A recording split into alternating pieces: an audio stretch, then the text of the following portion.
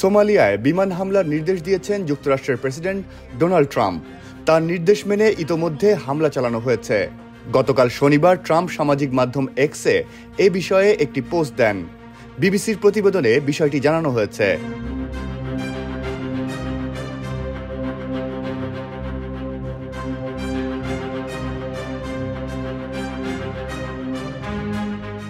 পোস্টে তিনি ব্যাখ্যা দেন, সোমালিয়ায় অবস্থান করছেন জঙ্গি সংগঠন ইসলামিক স্টেটের একজন জ্যেষ্ঠ পরিকল্পনাকারী ও অন্যান্য সদস্য। তাদেরকে নির্মূলের উদ্দেশ্যে এই হামলার নির্দেশ দিয়েছেন বলে দাবি করেন ট্রাম্প। ট্রাম্প বলেন, এসব হামলাকারীরা গুহায় লুকিয়ে থেকে যুক্তরাষ্ট্র এবং আমাদের মিত্রদের হুমকি দিচ্ছে।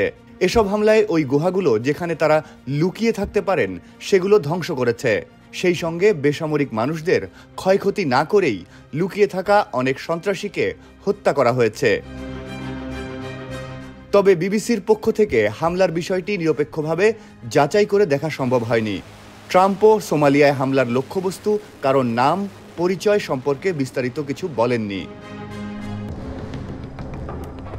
যুক্তরাষ্ট্রের প্রতিরক্ষামন্ত্রী পিট হেগসেথ জানান, গলিস পর্বতে এই হামলা চালানো হয়েছে। প্রাথমিক নিরীক্ষায় জানা গেছে অসংখ্য জঙ্গি সদস্য নিহত হয়েছেন, তবে কোনো বেসামরিক ব্যক্তি এই হামলায় হতাহত হননি। সোমালিয়ার প্রেসিডেন্টের কার্যালয় থেকে জানানো হয়েছে, প্রেসিডেন্ট হাসান শেখ মোহাম্মদকে এই বিমান হামলার বিষয়ে আগাম বার্তা দেওয়া হয়েছিল।